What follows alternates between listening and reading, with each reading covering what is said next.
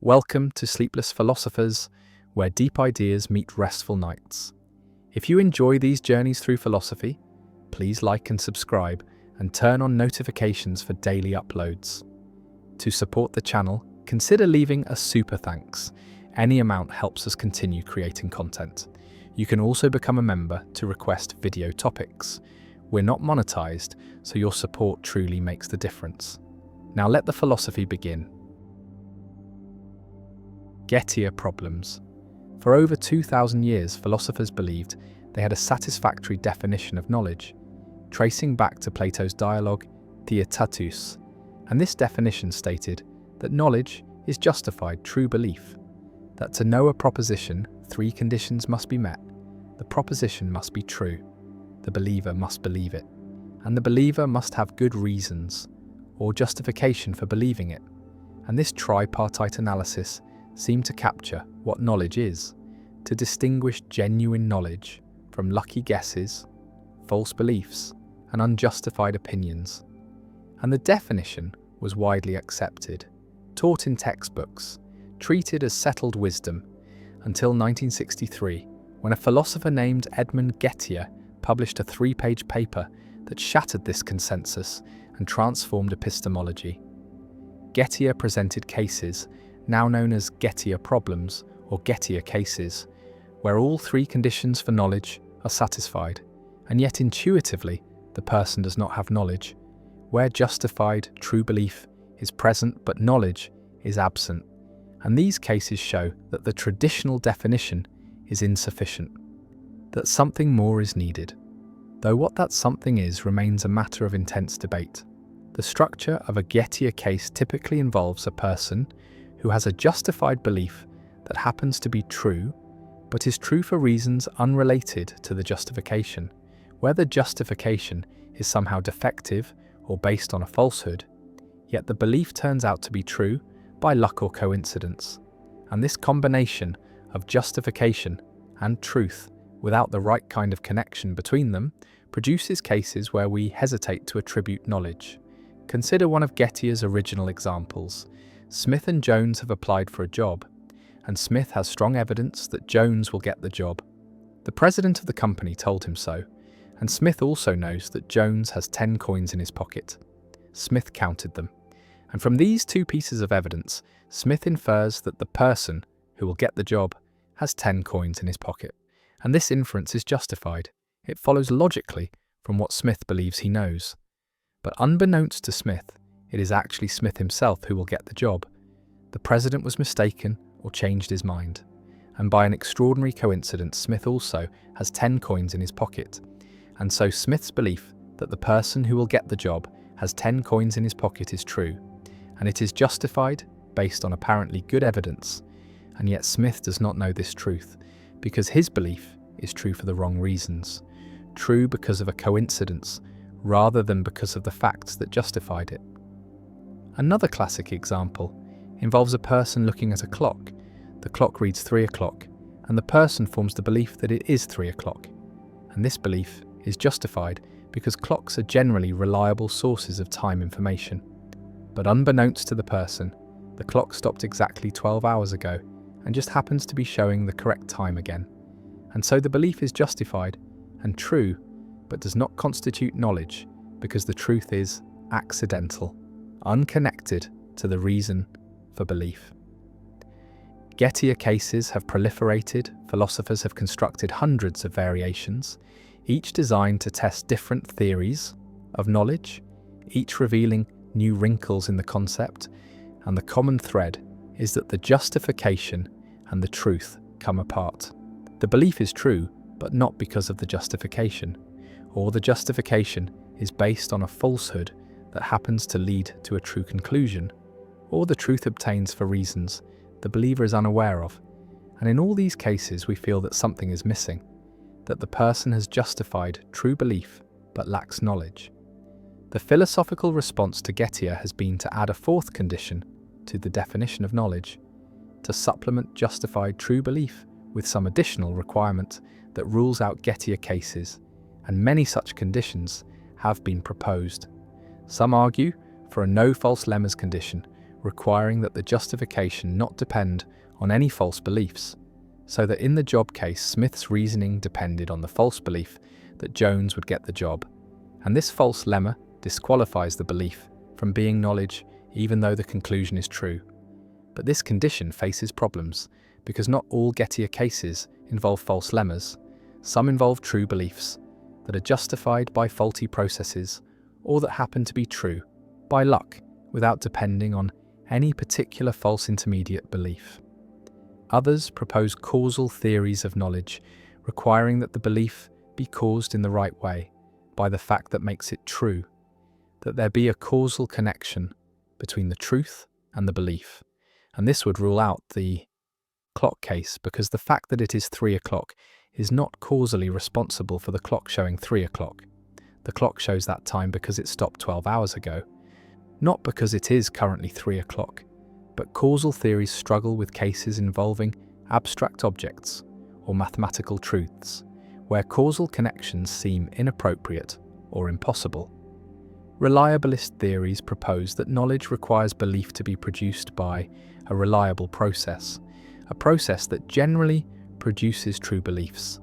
And this seems to handle many Gettier cases, because the processes involved, like inferring from false beliefs or reading stopped clocks, are not reliable even if they happen to produce true beliefs in particular instances. But reliabilism faces the generality problem, the question of how to specify which process is operative in a given case, because any belief is produced by many processes at different levels of generality, and depending on how the process is described, it may be reliable or unreliable. Safety and sensitivity conditions have also been proposed. Safety requires that in nearby possible worlds, where the person still believes the proposition is still true, that the belief could not easily have been false. And sensitivity requires that in nearby worlds, where the proposition is false, the person would not believe it. And these modal conditions attempt to capture the idea that knowledge requires a stable connection between belief and truth, a connection that holds not just in the actual world, but in close counterfactual situations, but both conditions face counterexamples and refinements continue. Virtue epistemology offers another approach, suggesting that knowledge requires belief to be produced by the exercise of intellectual virtues, by cognitive abilities and skills that are credit to the agent. And on this view, Gettier cases fail to be knowledge, because the truth of the belief is not attributable to the cognitive abilities of the believer, but to luck or coincidence. But this raises questions about how to individuate abilities, about what counts as an exercise of skill versus a lucky outcome, and about whether knowledge really requires that the believer deserve credit for getting things right. The debate over Gettier cases has dominated analytic epistemology for over 60 years, generating thousands of papers, dozens of theories, and no clear consensus. And some philosophers have begun to question whether the project of defining knowledge in terms of necessary and sufficient conditions is misguided, whether knowledge is a natural kind with sharp boundaries, or whether it is a cluster concept, a family resemblance term that cannot be captured by a precise definition. And experimental philosophers have tested intuitions about Gettier cases across different cultures and demographics, finding some variation and raising questions about whose intuitions should guide philosophical theorizing. Gettier's legacy is immense. His 3-page paper demolished a definition that stood for millennia and launched an industry of epistemological research. And while the original problem, finding necessary and sufficient conditions for knowledge, remains unsolved, the attempt has deepened our understanding of justification, truth, belief, luck, causation, and the complex relationships between them. And Gettier cases continue to serve as test cases for theories of knowledge, as benchmarks that any adequate theory must handle. And they remind us that even our most basic concepts, even something as central as knowledge itself, are more complex and more elusive than they first appear, that definitions are hard to come by, that counterexamples lurk around every corner, and that the philosophical quest for clarity and precision is never-ending, always encountering new obstacles, new puzzles, new reasons to question what seemed settled. And Smith stands there with his 10 coins, believing truly and with justification that the person who will get the job has 10 coins in his pocket, and yet he does not know. And this simple case, this small story about a job and some coins, contains within it a challenge that philosophy has not yet met, a puzzle that refuses to be solved, a gap between justified true belief and knowledge that no fourth condition has successfully closed, and the search continues. Philosophers proposing new theories, new conditions, new ways of understanding what knowledge is and what distinguishes it from mere lucky true belief.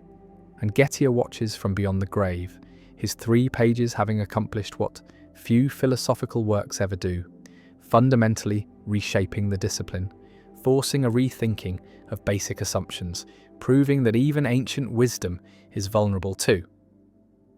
Counterexample, and that the road to philosophical truth is longer and more winding than we imagined. Arrow's impossibility. Theorem why perfect democracy cannot exist. A political philosopher sits down to design the ideal voting system, the perfect way to aggregate individual preferences into collective decisions, and the goal is to create a method that is fair, that respects everyone's views, that produces coherent results. And the philosopher lists the properties that any good voting system should have. First, the system should satisfy unanimity. If everyone prefers option A to option B, then the group should prefer A to B. This seems minimal, seems obviously required. Second, the system should be non-dictatorial. No single person should determine the outcome regardless of what others want. Democracy requires that everyone's preferences count. Third, the system should satisfy independence of irrelevant alternatives. The group's preference between A and B should depend only on individuals' preferences between A and B, not on preferences involving other options. This prevents manipulation through introducing or removing irrelevant alternatives. And fourth, the system should produce transitive group preferences. If the group prefers A to B and B to C, then it should prefer A to C. This is basic rationality. And these 4 properties seem reasonable, seem like minimal requirements for a fair voting system. And yet Kenneth Arrow proved in 1951 that no voting system can satisfy all 4 simultaneously, that any system satisfying the first 3 must violate the 4th or be dictatorial. And this is Arrow's impossibility theorem, one of the most important results in social choice theory. A proof that perfect democracy is mathematically impossible, that any voting system must sacrifice some desirable property. Imagine trying to construct a voting system, trying to satisfy all the conditions, and you begin with unanimity. You say that if everyone ranks A above B, then the system must rank A above B. And this seems obviously correct, seems like the least a voting system could do. And then you add non-dictatorship. You say that no single voter can determine the outcome regardless of others' preferences. And again, this seems essential to democracy, seems like the difference between democratic and authoritarian systems. And then you add independence of irrelevant alternatives. You say that the group ranking of A versus B should depend only on how individuals rank A versus B, and this prevents certain kinds of manipulation, prevents the outcome from being affected by adding or removing options that shouldn't matter. And finally, you want transitivity.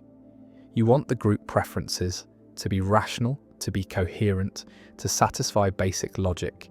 And Arrow proves that you cannot have all 4, that satisfying unanimity, non-dictatorship, and independence forces you to accept either intransitivity or dictatorship. And since dictatorship violates the second condition, you are left with intransitivity, the voting paradox, the possibility of cycles where A beats B, B beats C, and C beats A. The proof is technical, but the intuition is that independence of irrelevant alternatives is very demanding, requires that the group preference between any 2 options depend only on individual preferences between those 2 options, and this requirement, combined with unanimity and non-dictatorship, creates constraints that no voting system can satisfy while maintaining transitivity. And the impossibility is not a matter of not having found the right system, not a matter of needing to be more clever, but a matter of mathematical necessity, a proof that the requirements are logically incompatible, that any voting system that satisfies some requirements must violate others. Visualize the theorem as a set of constraints, 4 conditions that a voting system might satisfy, and the theorem proves that the 4 conditions form an inconsistent set, that no system can satisfy all 4 simultaneously, and this means designers of voting systems face a choice, must decide which conditions to relax, which properties to sacrifice, and different voting systems make different choices. Simple majority rule satisfies unanimity, non-dictatorship, and independence, but violates transitivity as shown by the voting paradox. Border count satisfies unanimity, non-dictatorship, and transitivity, but violates independence because the ranking of A versus B can change if a third option C is added or removed, and dictatorship satisfies unanimity, independence, and transitivity, but violates non-dictatorship, and no system satisfies all 4. Arrow's theorem has profound implications for democratic theory, for the question of whether democracy can identify the will of the people, and the theorem suggests that there is no such thing as the will of the people, no unique collective preference that exists independent of the aggregation method used, and different methods produce different outcomes from the same individual preferences. And so the collective will is not discovered but created by the voting system.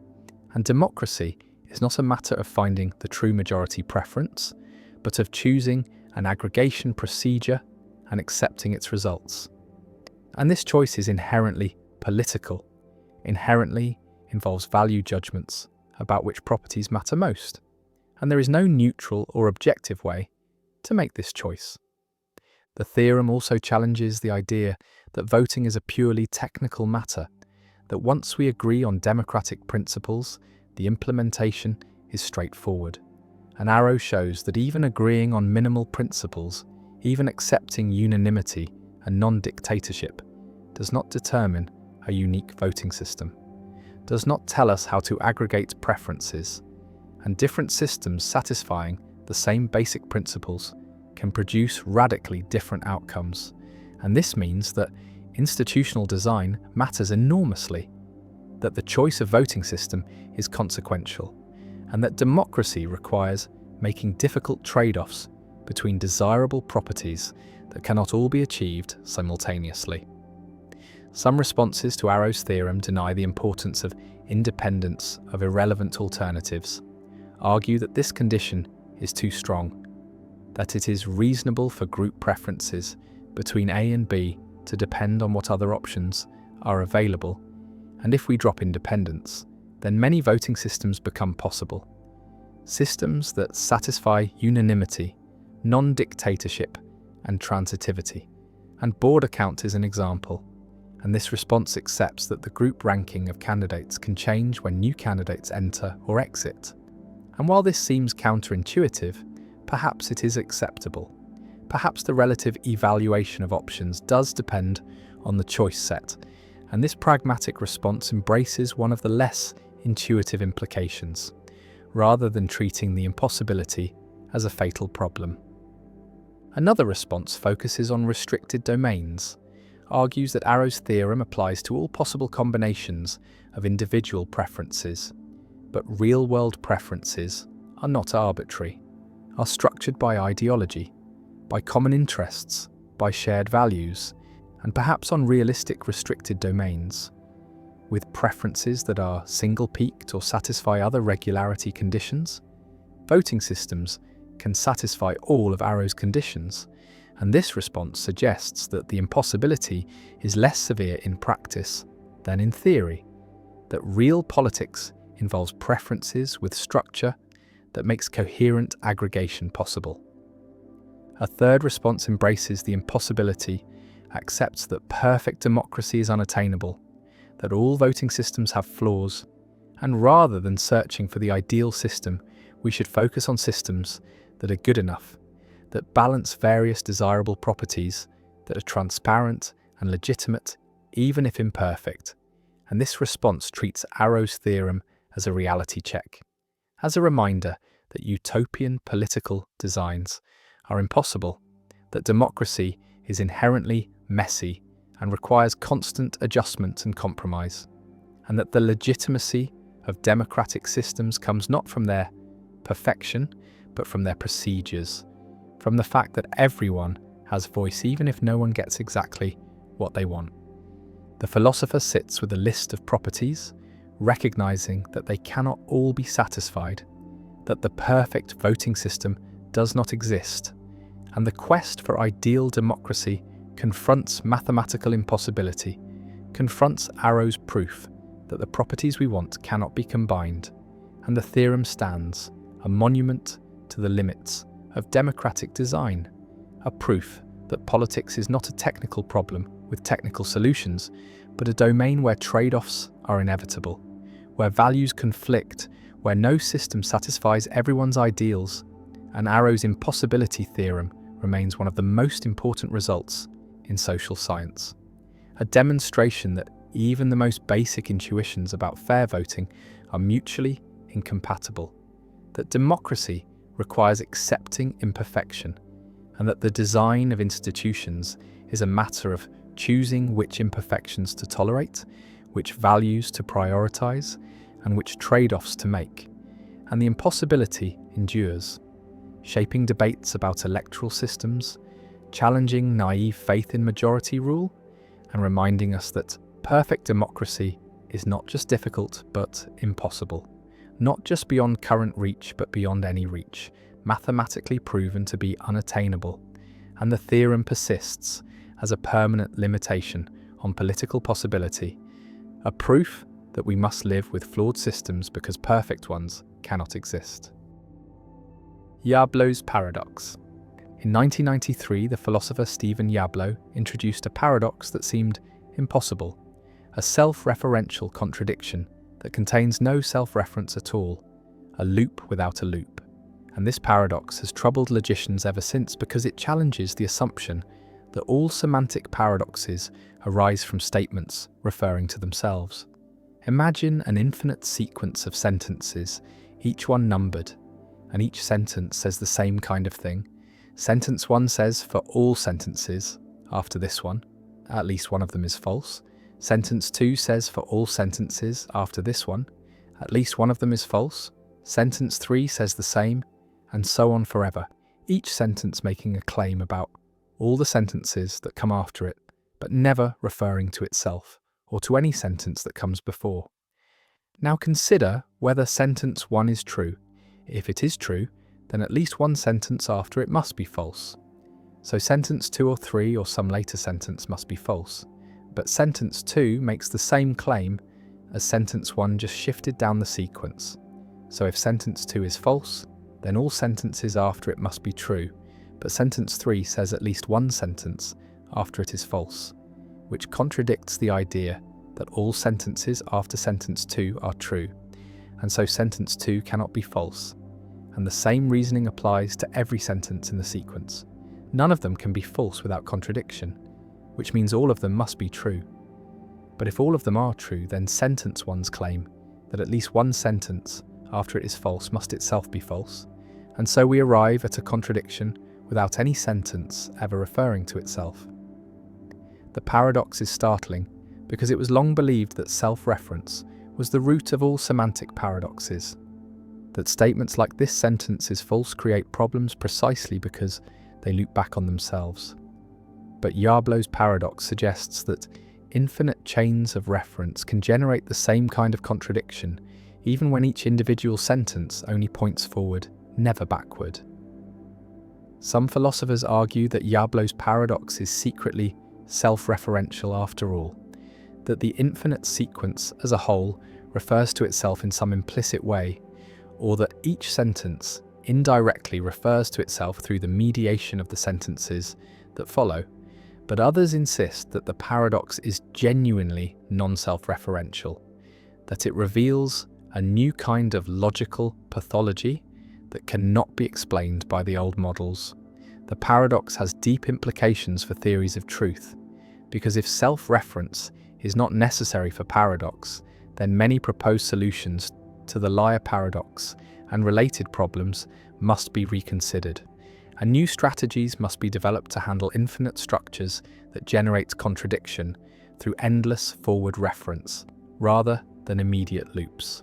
Some logicians suggest that the paradox arises because we are treating an infinite sequence of statements as if it were a completed whole, and that in a finite or constructive framework, the paradox would dissolve, while others embrace infinitary logic and try to develop formal systems that can accommodate Diablo's structure without collapsing into inconsistency. The paradox also connects to issues in recursion theory and computer science, where infinite loops and non-terminating processes can exhibit similar behavior, generating contradictions or undefined results, without any single step referring back to a previous one. Diablo's paradox stands as a reminder that infinity is strange, that logic stretched across endless sequences behaves in ways that defy intuition, and that the boundaries of coherent thought may be more fragile than we imagined, that even without the familiar twist of self-reference, language and logic can still tie themselves into knots from which there is no escape. Bradley's regress: why relations cannot connect anything. A philosopher named F.H. Bradley examines how relations work, examines how objects stand in relations to each other, how one thing is connected to another through relations like larger than, or next to, or causes, and Bradley discovers a problem, a regress that shows relations cannot do the work they are supposed to do, cannot actually connect objects. And the regress goes as follows. Suppose object A is related to object B by relation R, and now ask what connects A to R, what relates the object to the relation, and there must be another relation, call it R prime, that connects A to R, and now what connects A to R prime? There must be another relation R double prime, and the regress continues infinitely. Infinite relations needed to connect A to B through R, and the regress is vicious because each relation requires further relations to do its connecting work, and the connection never grounds, never actually occurs, and so relations do not relate, do not connect objects.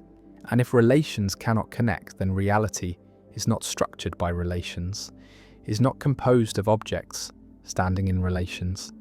And this is Bradley's regress, an argument against the reality of relations, an argument that shows relations are impossible, are self-defeating, and Bradley concludes that relations are unreal, are appearances rather than genuine features of reality. An ultimate reality is an undifferentiated whole, the absolute, where all apparent multiplicity and relationality dissolve into unity. Imagine two objects, a red ball and a blue ball, and the relation larger than connecting them. The red ball is larger than the blue ball, and ask how this relation connects the balls.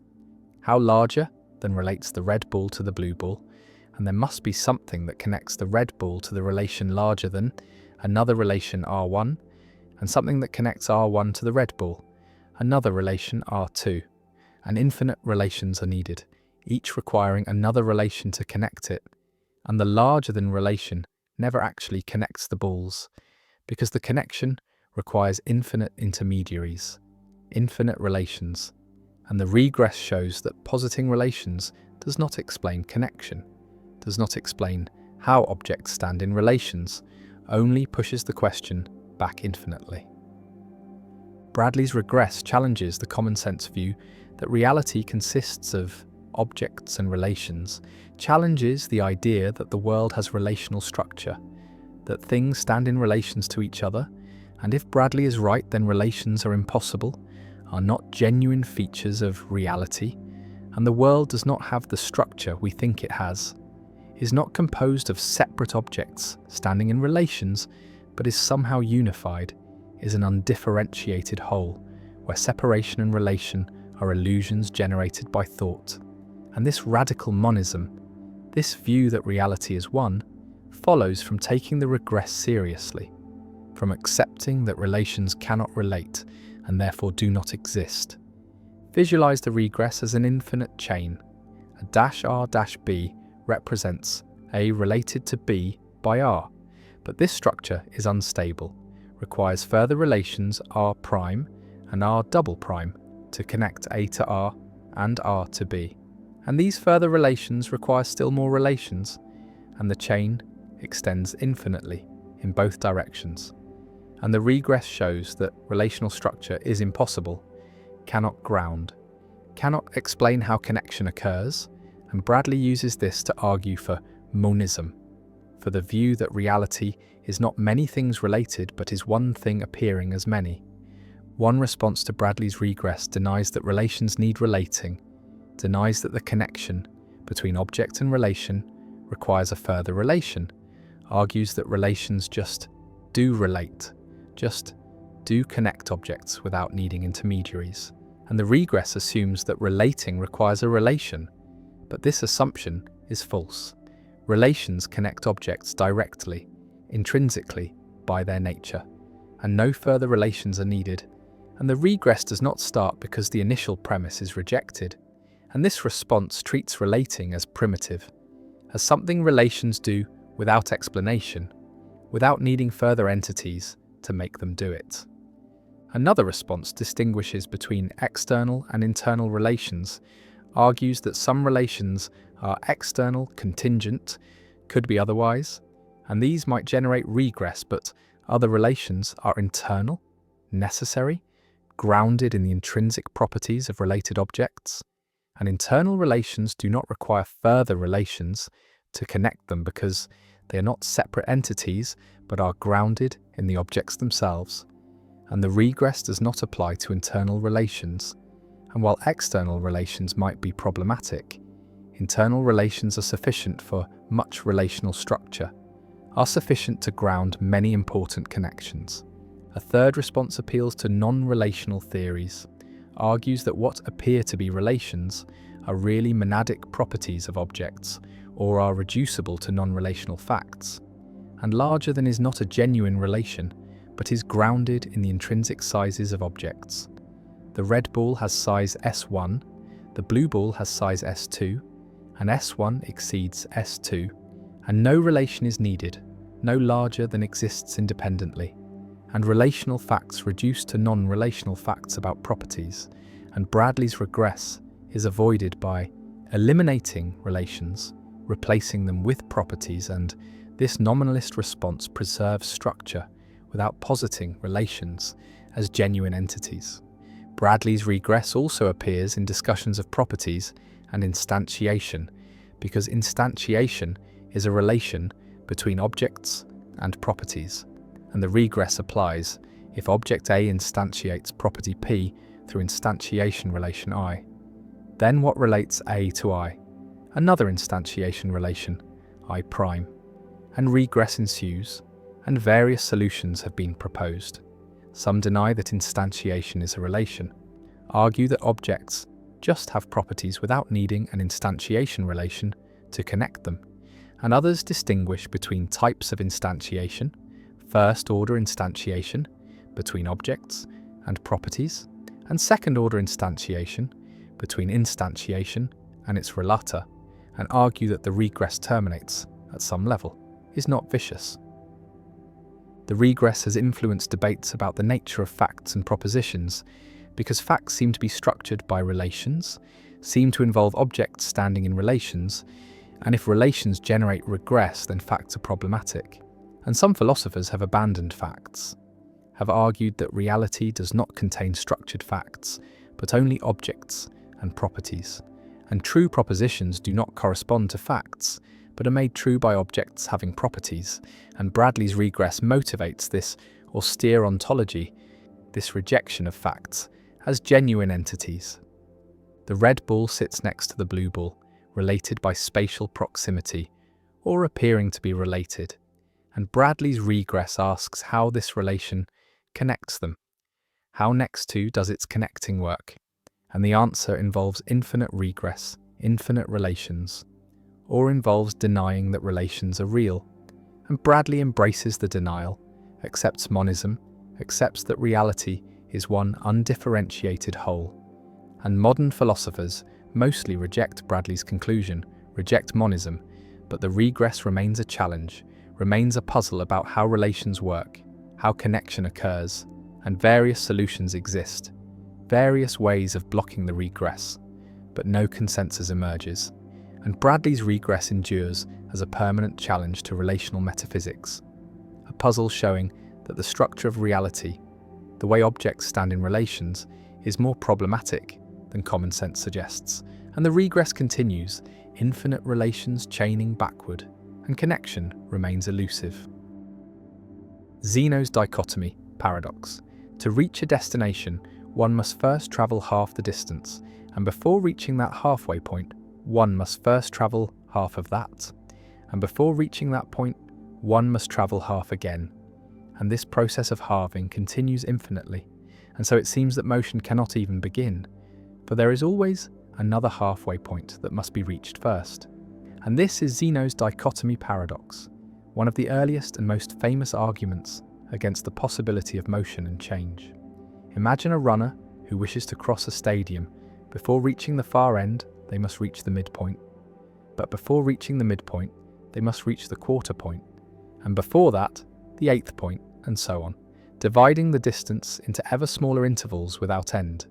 And since there are infinitely many such intervals, the runner would have to complete infinitely many tasks.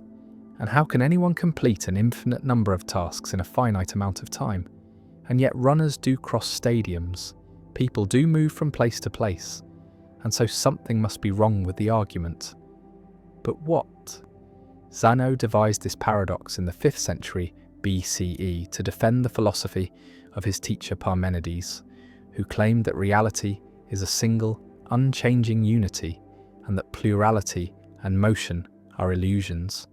And the dichotomy paradox was meant to show that the very concept of motion leads to absurdity, that if space and time can be divided infinitely, then movement becomes impossible, and therefore our perception of motion must be mistaken. Aristotle responded by distinguishing between potential and actual infinity, arguing that while the distance can potentially be divided into infinitely many parts, the runner does not actually traverse each part individually. The runner simply crosses the distance as a continuous whole, and the infinite division is something we can imagine, but not something the runner must perform. The paradox remained troubling for centuries, until the development of calculus in the 17th century by Newton and Leibniz, which provided mathematical tools to handle infinite sums and showed that an infinite series can converge to a finite value, 1/2 plus 1/4 plus 1/8, and so on adds up to exactly 1. And so the runner crossing infinitely many intervals in finite time is not a contradiction, but a mathematical fact. The sum of the infinite series equals the total distance, and the sum of the corresponding time intervals equals the total time. Yet some philosophers argue that the mathematical solution does not fully dissolve the conceptual problem, that even if the infinite series converges, there is still something mysterious about how an infinite process can be completed, how something that has no end can nevertheless reach an end, and whether the smooth continuous motion we experience is truly composed of infinitely many discrete steps, or whether motion is fundamentally continuous and indivisible. The paradox also raises questions about the structure of space and time, whether they are infinitely divisible, or whether there is a smallest possible unit of distance or duration, a quantum of space or time beyond which further division is meaningless. And modern physics has explored such ideas through quantum mechanics and theories of space-time foam, where the smooth fabric of reality may break down at extremely small scales. Zeno's dichotomy forces confrontation with infinity, with the strange fact that between any 2 points lie infinitely many other points, that the finite contains the infinite, that the continuous emerges from, or perhaps is the discrete. And that motion, the most familiar and undeniable aspect of existence, rests on foundations that are anything but solid. The runner crosses the stadium, the arrow flies, the universe moves and changes, and yet Zeno's voice echoes across the millennia, asking how, asking whether what seems so obvious might be impossible, whether the world we experience is the world that actually is, and whether reason and perception can ever be reconciled when one says motion is real and the other says motion leads to paradox. Cantor's paradox. Georg Cantor, the mathematician who revolutionized our understanding of infinity by developing set theory and demonstrating that infinite sets come in different sizes, encountered a paradox that threatened the foundations of his own creation. And this paradox asks a simple question that leads to contradiction. What is the cardinality of the set of all sets? What is the size of the collection that contains every possible set as a member? And Cantor's theorem, one of his most important results, states that for any set, the power set, the set of all subsets of that set, has strictly greater cardinality than the original set, meaning there is no one-to-one correspondence between a set and its power set. The power set is always larger, and this theorem applies to finite sets, where the power set of a set with n elements has 2 to the power n elements, and it applies to infinite sets as well. The power set of the natural numbers, which is the set of all subsets of natural numbers, has greater cardinality than the natural numbers themselves. It is uncountably infinite, while the natural numbers are merely countably infinite. The paradox emerges when we apply Cantor's theorem to the set of all sets, because if there is a set that contains every set as a member, including itself and all its subsets, then we can consider the power set of this universal set, the collection of all subsets of the set of all sets, and by Cantor's theorem this power set must have greater cardinality than the set of all sets. But every subset of the set of all sets is itself a set, and therefore must be a member of the set of all sets, because the set of all sets contains every set. And so, the power set is contained within the set of all sets. It cannot be larger, and yet Cantor's theorem says it must be larger, and this contradiction is Cantor's paradox, a proof that the set of all sets cannot exist, that naive set theory, which allows the formation of any collection that can be described, is inconsistent. The paradox is related to Russell's paradox, which also exposes contradictions in naive set theory by considering the set of all sets that do not contain themselves, and both paradoxes revealed that unrestricted set formation leads to contradictions, that not every collection can be a set, and that mathematics needed a more careful foundation, and this led to the development of axiomatic set theories like Zermelo-Fraenkel set theory, which impose restrictions on what sets can be formed, typically by avoiding self-reference and by building sets up gradually from simpler sets using specified operations. And in these axiomatic systems, the set of all sets does not exist. The formation of such a set is not permitted by the axioms, and the paradox is avoided by denying the existence of the problematic collection.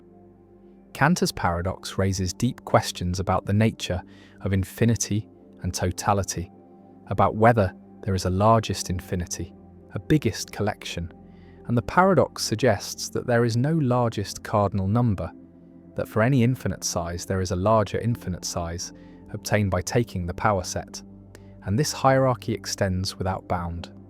There is no top, no final level, no set that contains all sets, and this open-endedness is both mathematically fruitful, providing an endless source of new infinities to study, and philosophically troubling, suggesting that mathematical reality has no completion, no ultimate totality, no grand unified structure that encompasses everything. Some philosophers and logicians have proposed alternative set theories that handle totalities differently, class theories that distinguish between sets, which can be members of other collections, and proper classes, which are too large to be members. And in these theories, the collection of all sets, is a proper class, not a set, and proper classes cannot be members of other classes, and this distinction blocks the formation of the power class of the class of all sets, preventing the contradiction, and category theory provides another framework where collections are organized into categories, and the totality of all sets forms a category, but not a set within any category, and these approaches allow mathematicians to talk about very large collections without generating contradictions. Cantor himself was deeply troubled by the paradoxes.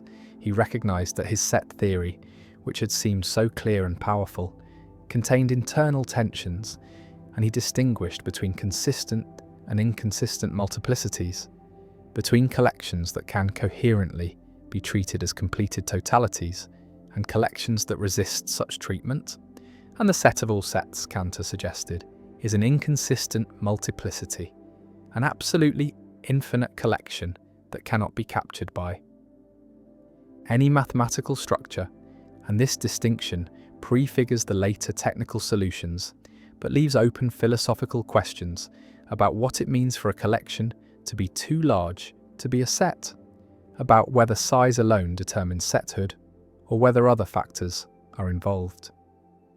The paradox also connects to issues in the philosophy of mathematics about the existence and reality of mathematical objects.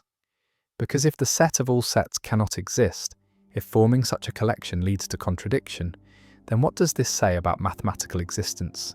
Is existence in mathematics constrained by consistency, such that only consistent collections exist? Or is there some Platonic realm of mathematical objects that includes inconsistent or impossible collections? And if the former, then mathematics is more restrictive than it might have seemed. Not every describable collection corresponds to a real mathematical object. And if the latter, then mathematics must find ways to avoid reasoning about impossible objects, must develop formal systems that do not permit the formation of contradictory sets, even if such sets in some sense exist beyond the formal systems. Cantor's paradox remains central to the foundations of mathematics. It is one of the key examples that motivated the development of rigorous axiomatic set theory. It illustrates the dangers of unrestricted comprehension, the principle that any property defines a set, and it shows that even the most basic concepts, like the concept of a set or the concept of all, require careful handling to avoid contradiction. And the paradox endures as a reminder that infinity is subtle, that totality is elusive, that the attempt to capture everything in a single structure leads to collapse, and that mathematics must proceed carefully, must impose restrictions, must accept that not everything that can be described can be mathematically realized, and the set of all sets sits in liminal space, neither existing nor not existing, describable but not constructible, thinkable but not formalizable. And the paradox persists, a boundary marker that shows where set theory ends, where the axioms say no more, where the attempt to go beyond breaks down into contradiction. And Cantor's vision of a hierarchy of infinities, beautiful and profound, remains intact. But the pinnacle is missing. There is no largest set, no final infinity, no ultimate totality, only an endless ascent through larger and larger collections, each one surpassed by its power set. And the paradox ensures that the ascent never ends, that mathematics has no ceiling, no completion, and that infinity, for all its strangeness and power, remains forever beyond our capacity to fully encompass or exhaust. Why is there something rather than nothing? The question that breaks philosophy. A child asks the simplest and most profound question, looks at the world and wonders why it exists, why there is anything at all rather than empty void, blank nothingness, total absence of being. And this question has been called the fundamental question of metaphysics, has been asked by philosophers across centuries, has been approached from countless angles, and yet no satisfactory answer has emerged.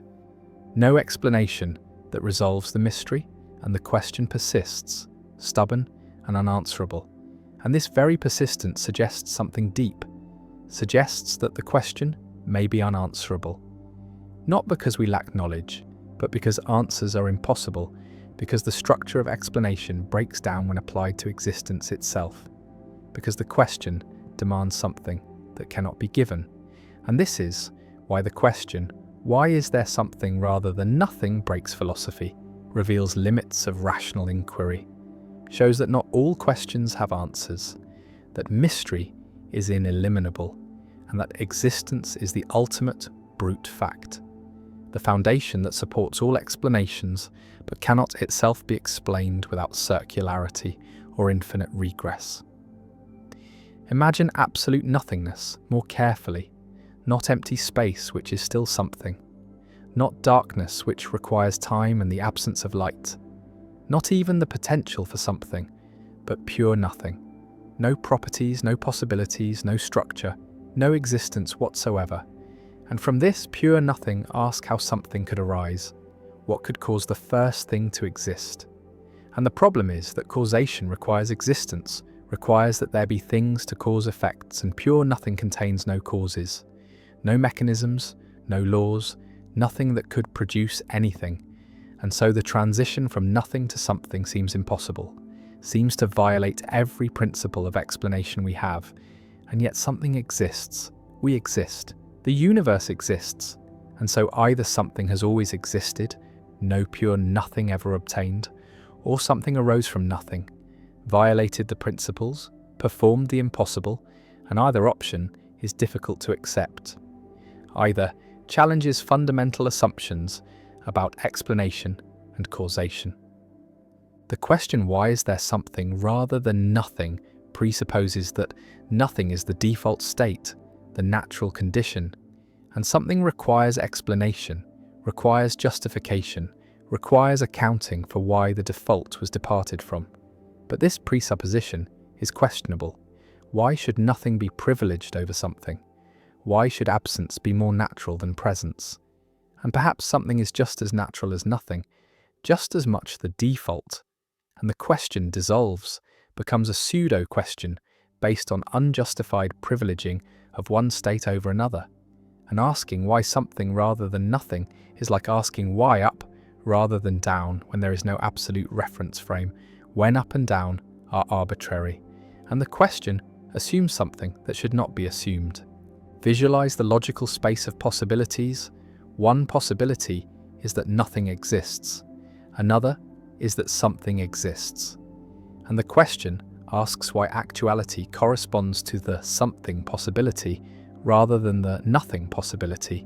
But this assumes that actuality could have corresponded to either, that both are genuine possibilities and perhaps nothing is not a genuine possibility. Perhaps nothingness is unstable, self-contradictory, cannot obtain, and something must exist. Existence is necessary. And the question is based on false assumption that nothing was ever a real alternative. And if nothing is impossible, then existence requires no explanation beyond its necessity, and the question collapses. One approach to the question appeals to the principle of sufficient reason, the principle that everything has an explanation, that for every fact there is a reason why it is so rather than otherwise. And this principle seems to demand an answer to why something rather than nothing seems to require that existence have explanation. But the principle leads to problems, leads to infinite regress if every explanation requires further explanation, or leads to circular explanation if the chain of reasons loops back. And perhaps the principle itself is false. Perhaps not everything has explanation. Perhaps existence is the brute fact, the unexplained explainer. The ground of reasons that itself has no reason, and accepting this requires abandoning the principle of sufficient reason, requires accepting that the demand for total explanation cannot be satisfied. Another approach appeals to God, argues that God exists necessarily, by divine nature, cannot fail to exist, and God created the universe, explains why something rather than nothing, but this pushes the question back, asks why God exists, why there is a necessary being rather than no necessary beings, and if God's existence is brute fact, then why not make the universe's existence brute fact? Why the extra step and theistic answers to the question seem to relocate the mystery rather than resolving it? Replace the mystery of why anything exists with the mystery of why God exists. And while some find this satisfying, find the existence of God less mysterious than the existence of a universe, others see no progress, see the same question at a different level. A third approach from quantum cosmology suggests that universes can arise from quantum fluctuations, that the vacuum is unstable, that particles pop into existence from nothing due to quantum indeterminacy, and perhaps the entire universe is a quantum fluctuation, arose from quantum vacuum without cause. And this seems to answer the question, explain something rather than nothing through quantum mechanics. But critics point out that quantum vacuum is not nothing, is a structure governed by laws, has properties and possibilities. And so the question becomes, why is there quantum vacuum rather than nothing? Why are there laws of quantum mechanics? And the question is pushed back but not answered. And quantum cosmology explains how our universe arose, but not why anything exists at all. The question also appears in theological contexts, in arguments about whether the universe requires a creator, whether existence points to God, and the cosmological argument says that the universe's existence requires explanation, and the explanation is God. But this argument faces the same problem. Why does God exist? And if God exists necessarily, then why can't the universe exist necessarily? And the theist and atheist reach an impasse, both accepting that something exists without ultimate explanation, disagreeing only about whether that something is God or the universe. And the fundamental question remains unanswered by both. And perhaps this reveals that the question is unanswerable, is beyond the reach of rational argument. Some philosophers conclude that the question, why is there something rather than nothing, is meaningless, is not a genuine question, is based on grammatical confusion, treats existence as if it were a property that things might have or lack when existence is not a property, but is the precondition for having properties, and asking why things have the property of existence is like asking why round things are shaped, is based on category error, and the question should be abandoned, recognized as pseudo-question, and philosophy should focus on questions that can meaningfully be asked and answered. And this deflationary response treats the question as linguistic confusion rather than deep mystery. Others embrace the mystery, accept that the question has no answer, that existence is the ultimate mystery, the foundation of everything, and confronting this mystery produces feelings of awe, wonder, recognition of the strangeness and precariousness of existence. The fact that there is something rather than nothing seems miraculous, seems gratuitous, seems like it did not have to be this way. And this feeling, this sense of wonder at existence itself, is one of the sources of both philosophy and religion. And the question, why is there something rather than nothing, even if unanswerable, is valuable, is worth asking, because it opens us to the fundamental mystery, reminds us that existence is not self-explanatory, is not inevitable, is something that calls out for explanation, even if no explanation can be given. The child asks why and the adult struggles to answer, offers various responses, scientific or theological or philosophical, and none fully satisfy, none explain why existence itself occurs, why being rather than non-being. And the question remains, breaks philosophy, reveals limits, shows that explanation must end somewhere, that understanding has boundaries, and perhaps this is the deepest lesson, that mystery is ineliminable, that existence is fundamentally inexplicable, and we must live with this, must accept that the most basic fact that something exists has no explanation, is just the way things are, and the question persists unanswered, echoing through philosophy, and existence remains strange and inexplicable, and the universe continues, and we ask why, and no answer comes, and the question endures. The voting paradox. When adding voters changes winners, impossibly. An election occurs, 3 candidates compete, and voters rank the candidates according to their preferences, and the votes are counted, and candidate A wins, receives the most support, is the clear winner. And then more voters arrive, more ballots are cast, and these new voters all rank candidate A first, all prefer A to the other candidates, all support the winner, and the votes are recounted with the additional ballots, and candidate A loses, is no longer the winner, is defeated by candidate B or C, and this seems impossible, seems to violate basic logic, seems to contradict the meaning of support. Because how can receiving additional support cause a candidate to lose?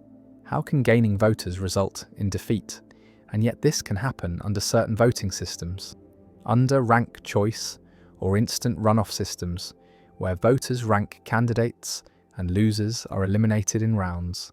And the elimination order can change when new voters are added, can cause candidates who would have been eliminated early to survive, and candidates who would have won to be eliminated. And this is the voting paradox, the demonstration that voting systems can produce inconsistent results, can violate monotonicity, can make winners lose when they gain support. And the paradox reveals that translating individual preferences into collective choices is more complex than it seems, that no voting system is perfect, that all systems have problematic properties. And the voting paradox is one of many paradoxes that arise in social choice theory, in the study of how groups make decisions, and these paradoxes show that democratic decision-making faces inherent difficulties, faces impossibilities proven by mathematical theorems. And the voting paradox remains a challenge for democratic theory, forces recognition that institutional design matters, that different voting systems produce different outcomes from the same preferences, and that choosing a voting system requires trade-offs, requires accepting some problems to avoid others. Imagine a specific example with instant runoff voting. 3 candidates A, B, C, and initially 5 voters with preferences. 2 voters prefer A, then B, then C. 2 voters prefer B, then C, then A. And 1 voter prefers C, then B, then A. And in the first round, A receives 2 first-place votes. B receives 2, C receives 1, so C is eliminated for having the fewest. And C's vote transfers to B, and B wins with 3 votes to A's 2. And now suppose 2 additional voters arrive, both ranking A first, ranking A, then C, then B, and now there are 7 voters. 4 prefer A first, and in the first round A receives 4 first-place votes. B receives 2, C receives 1, so C is eliminated again, and C's vote plus the 2 new votes that ranked C second all transfer to B. Wait, let me recalculate. The 2 new voters ranked C second, so their votes would transfer to C if A were eliminated, but A has most first-place votes, so instead B is eliminated for having fewest, and B's votes transfer based on second preferences. The original 2 B voters had C second, so those transfer to C, and now C has 3 votes to A's 4. And A wins, so actually this example shows A winning both times. Let me construct a different example. Consider instead 3 candidates and a scenario where initial votes create a situation where candidate B wins after C is eliminated, and C's supporters transfer to B. But when new voters arrive supporting A, this changes the elimination order such that B is eliminated first, and B's supporters transfer to C, and C wins, defeating A despite A gaining support. And constructing specific examples requires careful attention to transfer patterns, to how second and third preferences interact with elimination orders. And the paradox is real, has been documented, has been proven possible under instant runoff and other systems. And the mathematical possibility demonstrates that monotonicity, the principle that gaining support cannot hurt a candidate, is not guaranteed by all voting systems, is violated by some systems, and this violation is paradoxical, is counterintuitive, seems to violate the meaning of winning. The voting paradox connects to Arrow's impossibility theorem, which proves that no voting system can simultaneously satisfy a set of seemingly reasonable criteria including monotonicity, independence of irrelevant alternatives, Pareto efficiency, and non-dictatorship, and the voting paradox is one manifestation of this impossibility, is one way that voting systems fail to satisfy all desirable properties. And Arrow's theorem shows that the paradox is not a defect of particular voting systems, but is an inherent feature of aggregating preferences. It is an unavoidable trade-off, and different voting systems make different trade-offs, prioritize different properties, and the paradox shows that monotonicity is one property that some systems sacrifice. And choosing a voting system requires deciding which properties are most important, which failures are most acceptable. Visualize the voting paradox as revealing path dependence, where the outcome depends not just on preferences but on the order in which candidates are eliminated, on the sequence of decisions, and adding voters changes. This sequence changes which candidates survive to later rounds.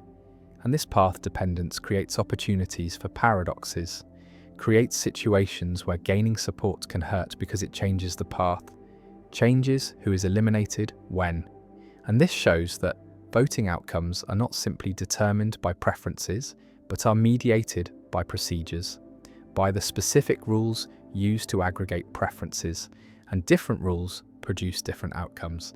One response to the voting paradox is to abandon instant runoff voting, to use systems that do not exhibit non-monotonicity and plurality voting, where the candidate with most first-place votes wins without elimination rounds, satisfies monotonicity. Gaining votes always helps under plurality, but plurality has other problems, has spoiler effects, can elect candidates opposed by majorities, and so while plurality avoids the voting paradox, it faces different paradoxes, different failures, and no system is paradox-free, and the choice is between different sets of problems. Another response is to accept that monotonicity, violations are rare, are unlikely in practice, require specific configurations of preferences, and while the voting paradox is possible, it is improbable, and instant runoff voting performs well on average. Despite theoretical problems, and empirical studies of actual elections using instant runoff find few, if any, cases of monotonicity violations, find that the paradox is more theoretical than practical, and this response prioritizes actual performance over theoretical properties, accepts that systems can be good enough even if not perfect. An instant runoff may be good enough despite the voting paradox. A third response develops approval voting or score voting systems, where voters can express intensity of preference, can give multiple candidates approval, or give candidates numerical scores. And these systems have different properties, avoid some paradoxes while potentially creating others. And approval voting satisfies monotonicity.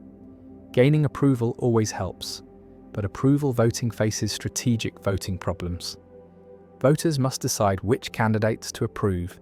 An optimal strategy depends on expectations about others' votes, and this strategic complexity is a different kind of problem, and no system eliminates all difficulties. The voting paradox also raises questions about the meaning of winning, about what it means for a candidate to have majority support, and the paradox shows that winning is system relative, is defined by the voting rules, and different rules define winning differently.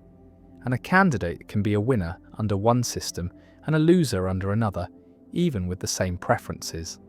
And this challenges the idea that elections reveal a determinate will of the people, suggests that collective will is constructed by voting procedures rather than simply discovered, and different procedures construct different collective wills. And this has implications for democratic legitimacy, for understanding what elections achieve, and some argue that the paradox undermines electoral legitimacy, shows that election outcomes are arbitrary, are dependent on rules rather than reflecting genuine popular preferences, while others argue that the paradox shows only that rule choice matters, that democracy requires choosing rules wisely, but that elections can still be legitimate even if different rules would produce different outcomes. The election is held, votes are counted, and candidate A wins, and more votes arrive supporting A, and votes are recounted, and A loses, and the paradox emerges, impossible but real, proven but counterintuitive, and the voting paradox stands as one of many paradoxes. In social choice theory, stands as evidence that aggregating preferences is complex, is not simply a matter of counting, but involves trade-offs, involves accepting some problems to avoid others, and the paradox shows that no voting system is perfect, that Arrow's impossibility theorem is not merely theoretical, but has practical manifestations, and the voting paradox remains relevant for democratic design, for choosing electoral systems, for understanding the limits of voting, and the paradox endures. The two-envelope paradox. A game is presented, two sealed envelopes sit before you, each containing money, and you are told that one envelope contains twice as much money as the other, but you do not know which is which, and you're allowed to choose one envelope, open it, examine the amount inside, and then decide whether to keep it or switch to the other envelope. And this simple setup leads to a paradox that has puzzled decision theorists and mathematicians for decades, because the reasoning seems to suggest you should always switch envelopes, no matter what amount you find. And yet this conclusion is absurd because switching cannot systematically improve your outcome in a symmetric situation. Suppose you open your envelope and find $100 inside, and now you reason as follows. The other envelope contains either $50 or $200, each with equal probability, and so the expected value of switching is the average of those two amounts, which is $125, more than the $100 you currently have, and therefore you should switch. But this reasoning applies no matter what amount you find in the first envelope, whether it is $10 or $1 million. And so it seems you should always switch, but this cannot be right because before opening any envelope, the two envelopes are symmetric.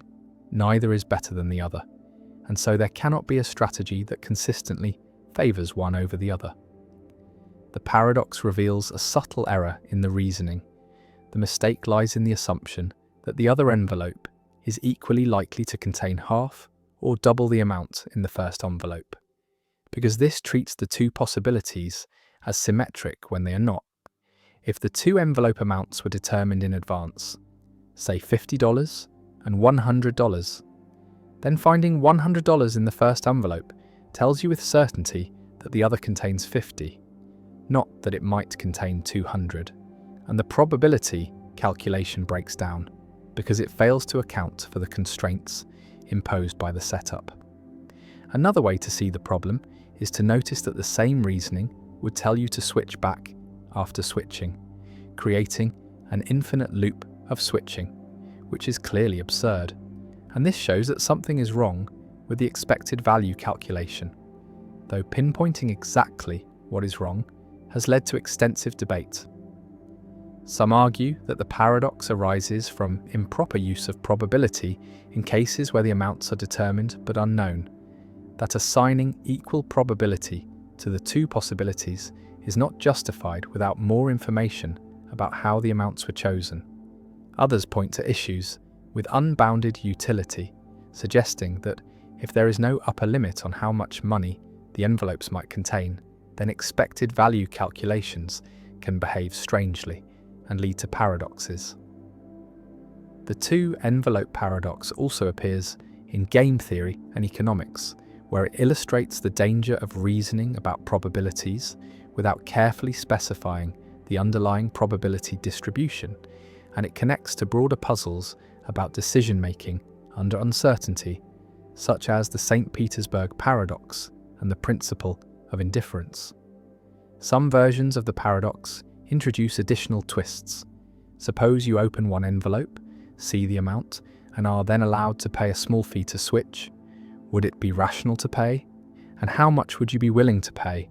And these variations expose tensions between different decision theories, between evidential and causal reasoning, between maximizing expected value and following dominance principles. the paradox remains a teaching tool in probability and decision theory, a cautionary tale about the risks of applying mathematical reasoning mechanically without understanding the full structure of the problem. And it reminds us that even simple games with clear rules can generate confusion when probabilities and expectations are involved. That intuition is an unreliable guide in matters of chance, and that the formalism of mathematics, while powerful, must be applied with care to avoid generating conclusions that seem compelling but are ultimately incoherent. And the two envelopes sit there, sealed and symmetrical, each containing money, and the temptation to switch, to reason that the other must be better, to calculate expected values and probabilities, leads into a trap from which logic alone struggles to escape. The waterfall illusion, when staring at motion, makes stillness move. A person stands before a waterfall, watches the water cascade downward continuously, stares at the flowing water for several minutes, and then looks away, looks at the rocks beside the waterfall, and something strange happens. The rocks appear to move upward, appear to flow in the opposite direction from the water, even though the rocks are stationary, are not moving at all. And this upward motion is vivid, is compelling, lasts for several seconds before fading. And this is the waterfall illusion, also called the motion after effect, a phenomenon where prolonged viewing of motion in one direction causes stationary objects to appear to move in the opposite direction. And the illusion reveals something fundamental about how the visual system encodes motion. Reveals that motion perception involves opponent processes, involves neurons tuned to opposite directions that inhibit each other, and adaptation occurs. And when you stare at downward motion, the downward tuned neurons adapt, become less responsive. And when you look at stationary objects, the balance between upward and downward motion signals is disrupted.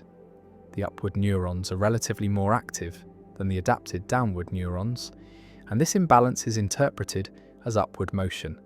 And the waterfall illusion demonstrates neural adaptation, shows that perception is not a simple recording of stimulus properties, but involves active processing that can be modified by experience, that can create illusions when adaptation disrupts normal balance.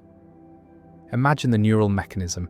Motion perception involves direction-selective neurons, neurons that respond to motion in specific directions, and for every direction there are neurons tuned to the opposite direction, and these opponent neurons inhibit each other, creating a balanced system. And when motion occurs in one direction, the corresponding neurons respond. Signal motion, and the opponent neurons are inhibited, remain quiet, and this balance signals the direction of motion.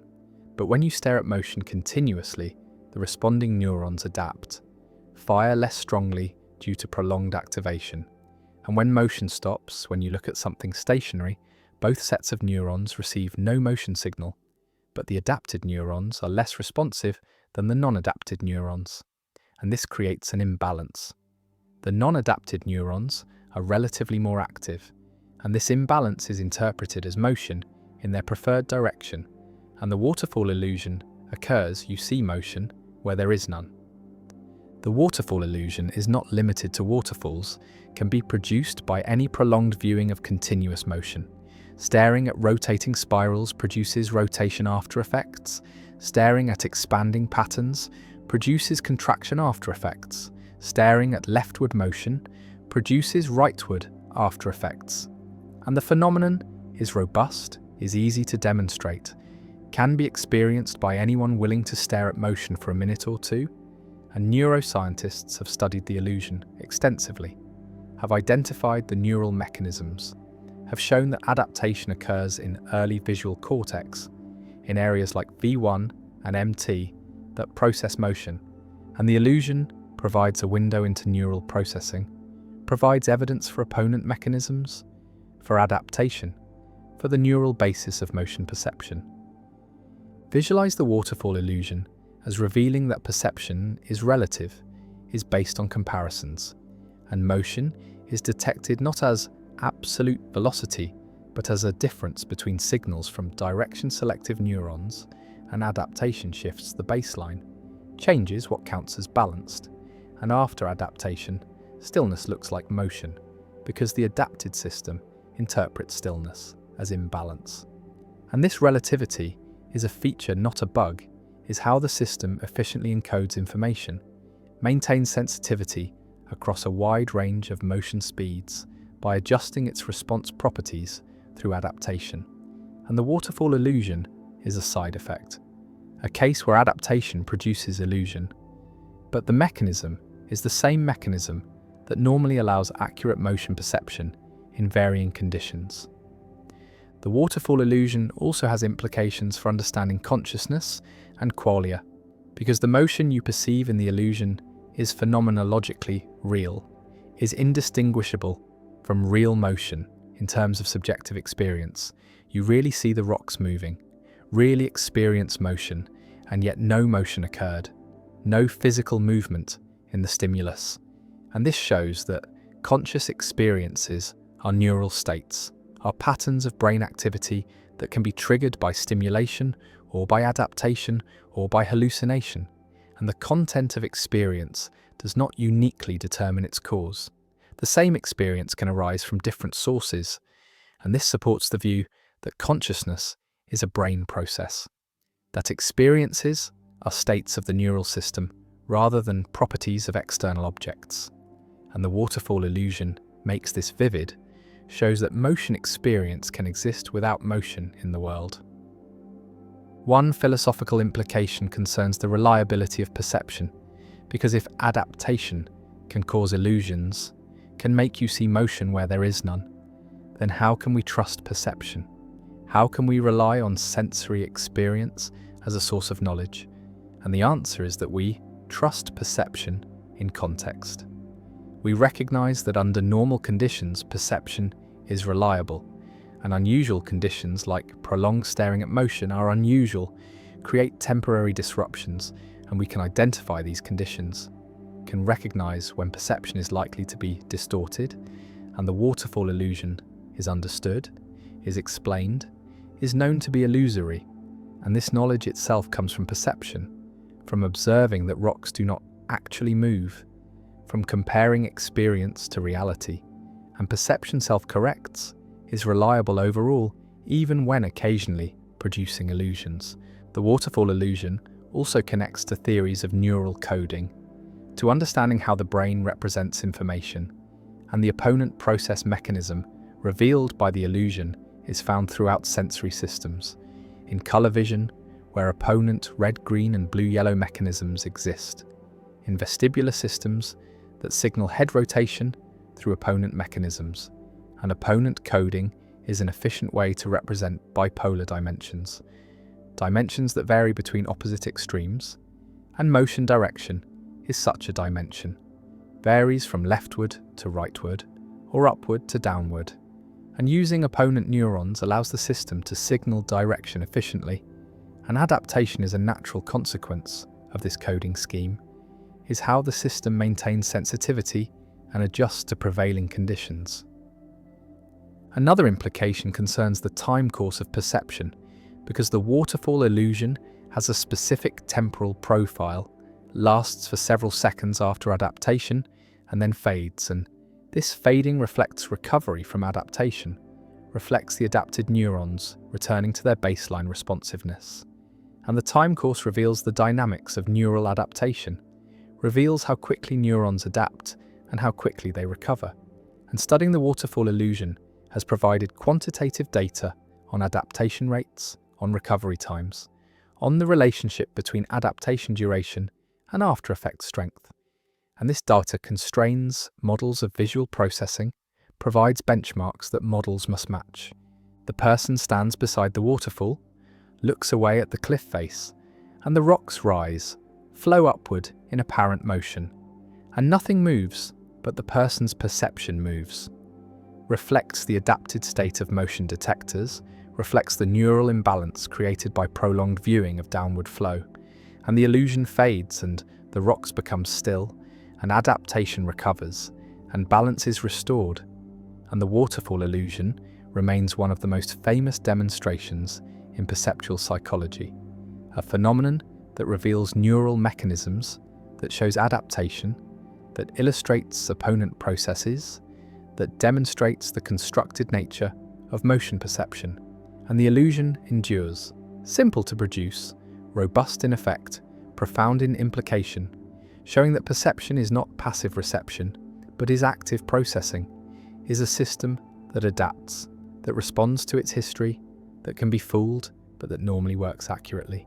And the waterfall flows, and the rocks appear to rise, and the brain reveals its mechanisms through this beautiful, compelling illusion. The twin paradox: why space travel keeps you young. Two twins stand together on Earth, both 20 years old, identical in age and appearance, and one twin boards a spaceship that accelerates to nearly the speed of light, travels to a distant star, turns around and returns to Earth, while the other twin stays home. And when the travelling twin steps off the spaceship, expecting to greet their sibling who is the same age, they discover something shocking.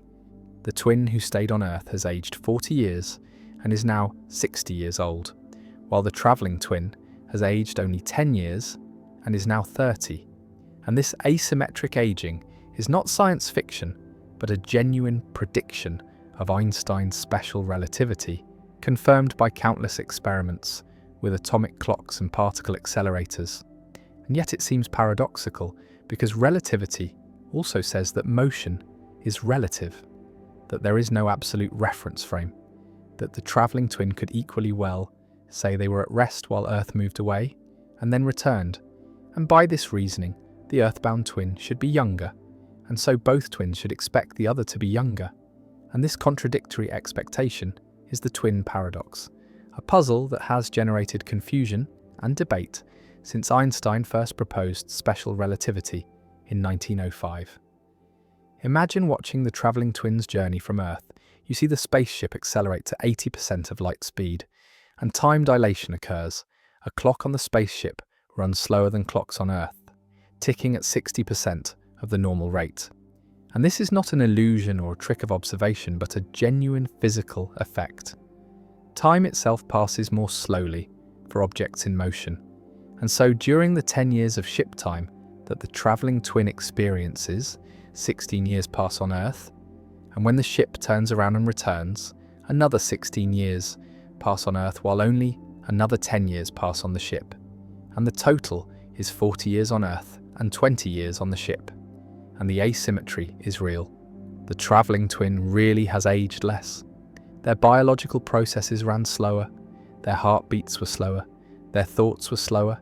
Everything about them unfolded in slow motion from Earth's perspective, though from their own perspective, nothing felt different.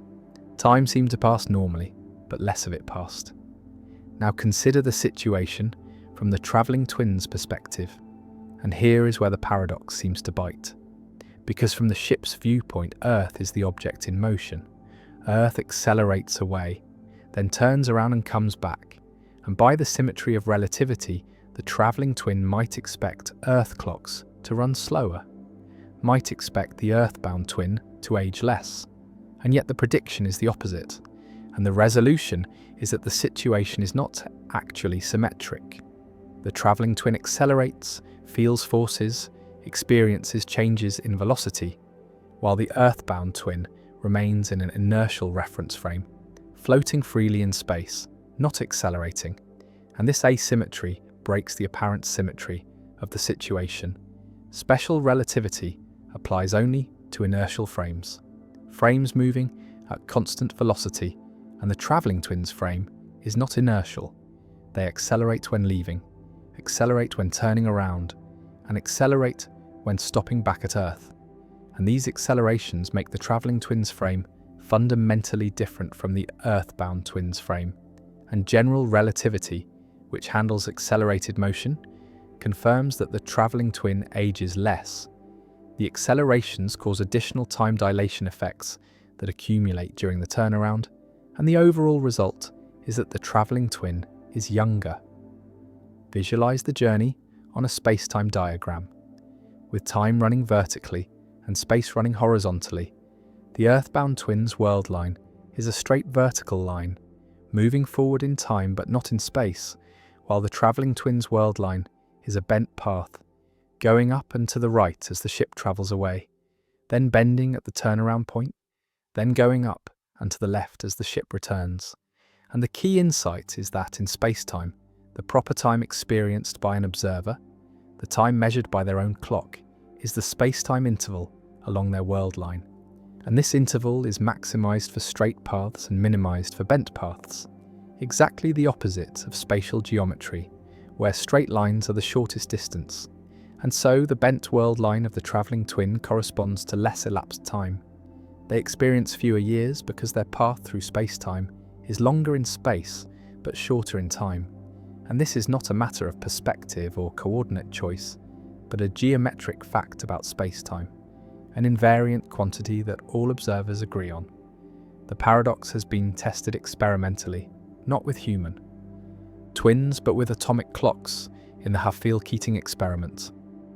In 1971, atomic clocks were flown around the world on commercial airliners and compared with clocks that remained on the ground, and the flying clocks showed less elapsed time, exactly as relativity predicted. The effect was tiny, measured in nanoseconds, because the planes were slow compared to light speed, but it was measurable and confirmed the theory, and similar experiments have been done with clocks on satellites, with GPS systems which must account for time dilation to function accurately, with particles in accelerators whose lifetimes are extended by time dilation. And in every case, the predictions of relativity are confirmed. Moving clocks run slow, and the effect is real and cumulative. The twin paradox also raises questions about space travel and the possibility of reaching distant stars, because time dilation means that from the perspective of travellers on a fast spaceship, the journey to a star 10 light-years away need not take 10 years. If the ship travels at 99% of light speed, the travellers experience only about 1.5 years of travel time. The distance contracts in their frame. They see the universe compressed along the direction of motion, and they cross the 10 light-years in a fraction of the time it would take at lower speeds, and so interstellar travel is theoretically possible within human lifetimes, at least from the traveller's perspective. Though when they arrive home, they will find that decades or centuries have passed on Earth, their friends and family aged or dead, and this asymmetry, while not a logical contradiction, creates a deep emotional and philosophical tension. The travellers experience only a few years, but return to a world that has moved on without them. Some people respond to the twin paradox by rejecting relativity, by insisting that time is absolute, that both twins must age the same amount, that the theory must be wrong. But this response ignores the overwhelming experimental evidence, the thousands of confirmations in particle physics, astrophysics, and technology. The fact that relativity is one of the most thoroughly tested theories in all of science, and the predictions have never failed. And so the paradox is not a refutation of relativity, but a counterintuitive consequence that we must accept. And the strangeness of the result reflects the strangeness of the universe, the fact that time and space are intertwined. That time is not absolute but relative, that duration depends on motion, and that the universe operates according to rules that defy everyday intuition.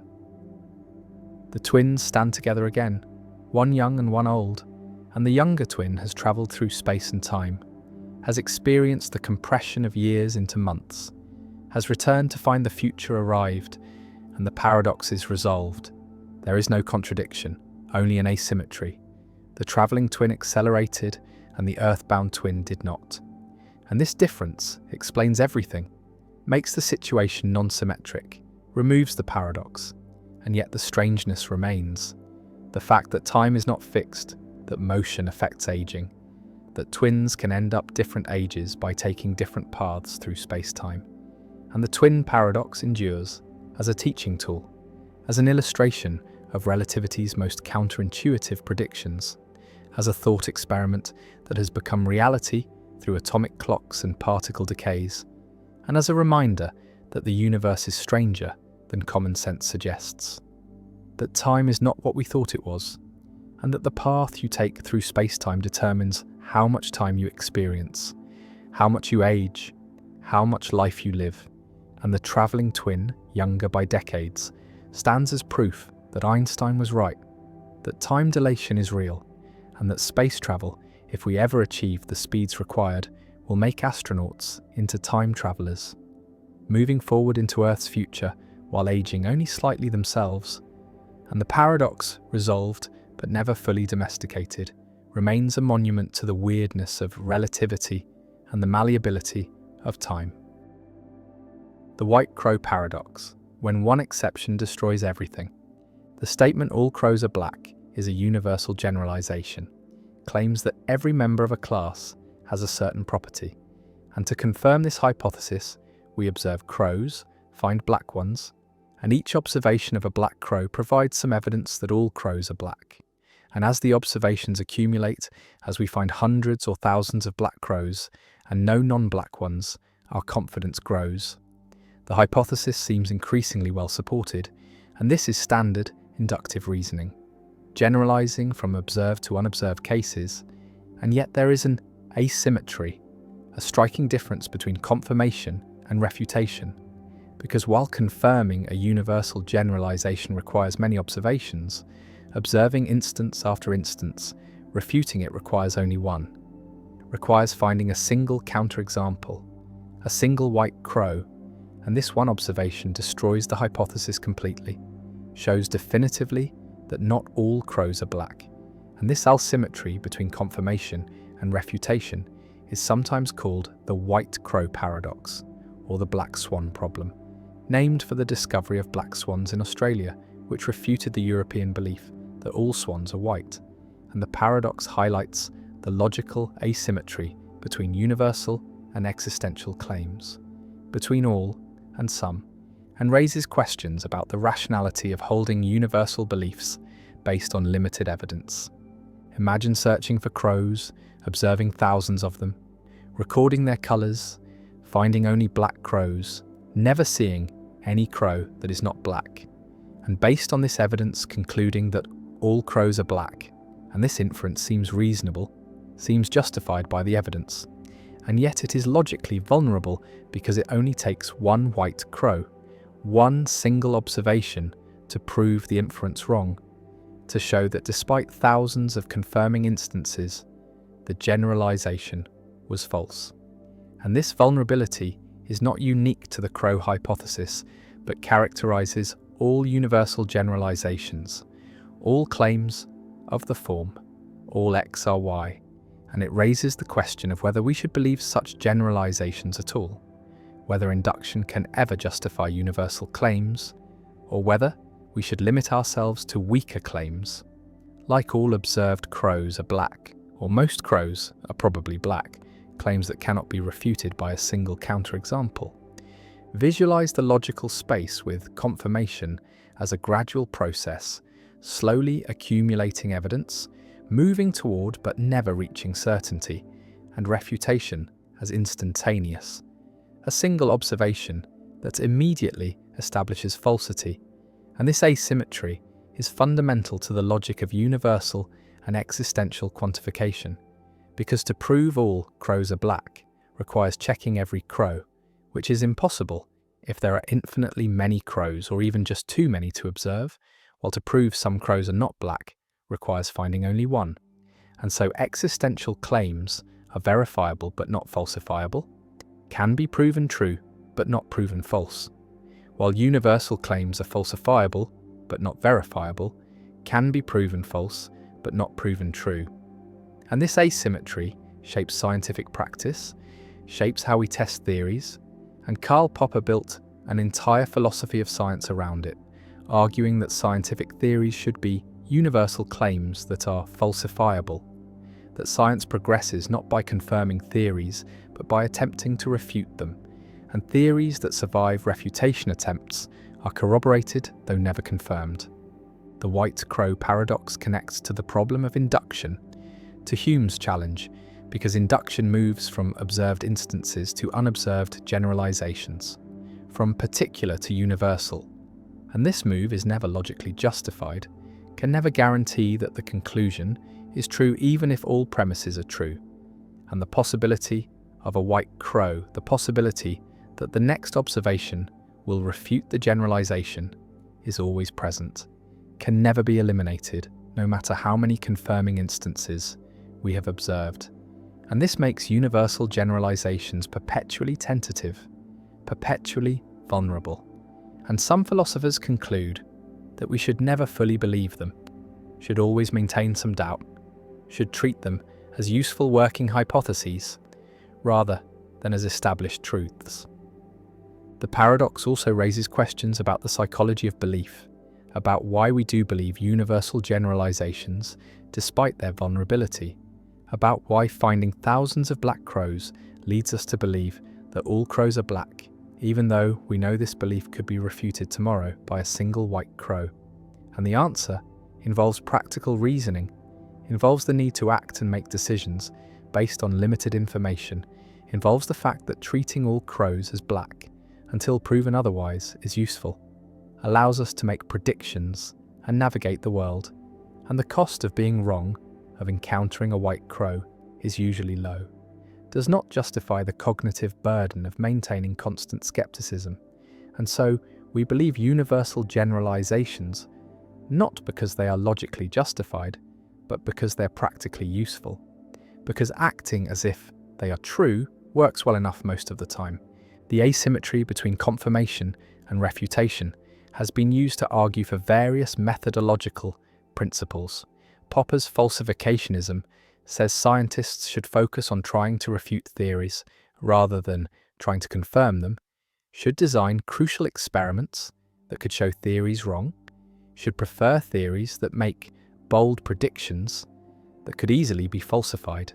And this methodology treats the asymmetry as central, builds scientific method around the ease of refutation compared to the difficulty of confirmation. Though critics argue that Popper's philosophy does not match actual scientific practice, that scientists do seek confirming evidence, do not merely attempt refutation, and that confirmation and refutation both play roles in science, are complementary rather than opposed. The white crow appears rare and shocking, and the hypothesis that all crows are black crumbles instantly. Years of observations rendered irrelevant by a single exception, and this dramatic reversal, this sudden collapse of belief, illustrates the fragility of universal generalizations, the precariousness of inductive inference, and the paradox is not that refutation is easy, but that we believe universal generalizations at all given how easily they can be refuted, given that we can never observe all instances, given that the next observation might always be the white crow that destroys our confidence. And yet we do believe, we do generalize, we do infer from observed to unobserved, because we must. Because thinking and acting require going beyond immediate experience, require making assumptions about regularity, about patterns continuing, about the unobserved resembling the observed. And the white crow paradox stands as a reminder that these assumptions are always vulnerable, always tentative, always subject to refutation by new evidence, and that science progresses not by establishing certainties but by proposing hypotheses that survive testing, that withstand attempts at refutation, that continue to work until they do not, and the search for white crows continues.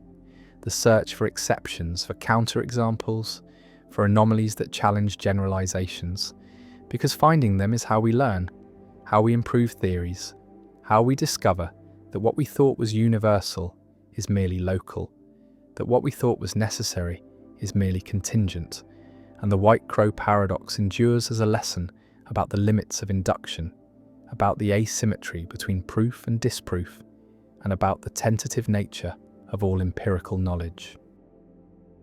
Berry's paradox.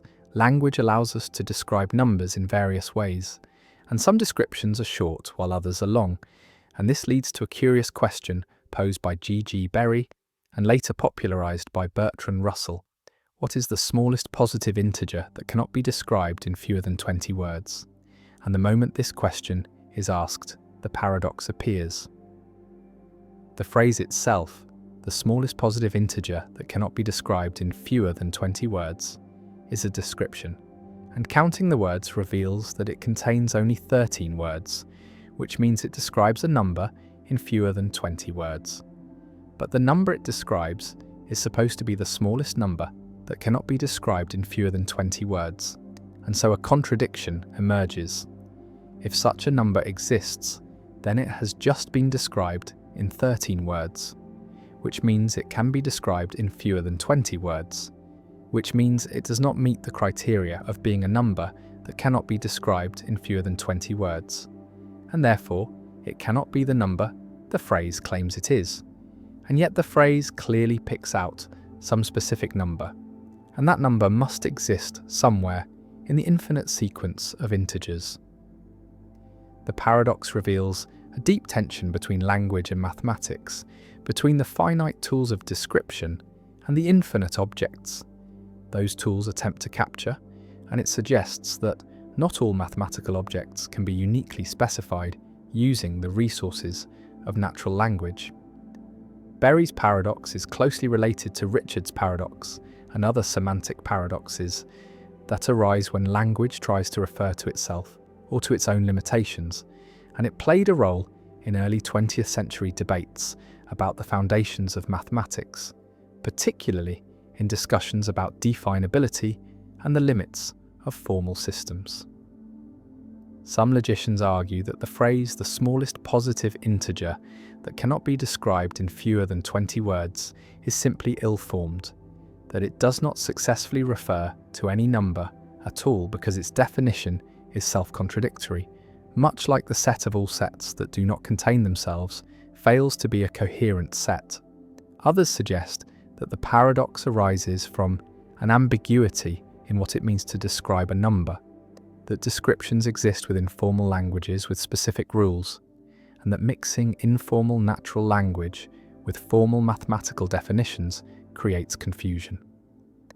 Alfred Tarski's work on truth and definability offers one way to resolve the paradox by distinguishing between levels of language, separating the language used to describe numbers from the meta-language used to describe descriptions, and showing that paradoxes like Berry's emerge when these levels are improperly conflated.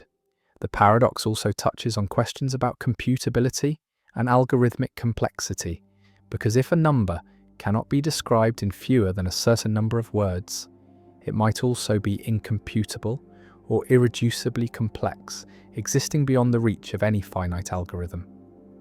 Berry's paradox lingers as a reminder that language, for all its power, is not unlimited, that there are numbers and truths that slip through the gaps in description, that the map is not the territory and can never fully be, and that even something as seemingly concrete as a positive integer can become strange and elusive when definitions turn inward and try to grasp themselves.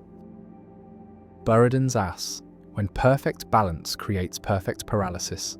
A donkey stands exactly halfway between two identical bales of hay, equidistant from both, and the donkey is hungry, equally attracted to both bales, and both bales are identical in size, quality, freshness, and appeal, and there is no reason to prefer one over the other, no difference that would make choosing one more rational than choosing the other.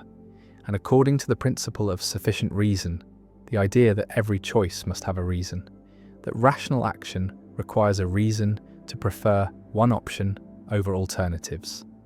The donkey cannot choose because choosing either bale would be arbitrary, would be action without sufficient reason, and so the donkey stands paralyzed, unable to move toward either bale, and eventually starves to death despite being surrounded by food.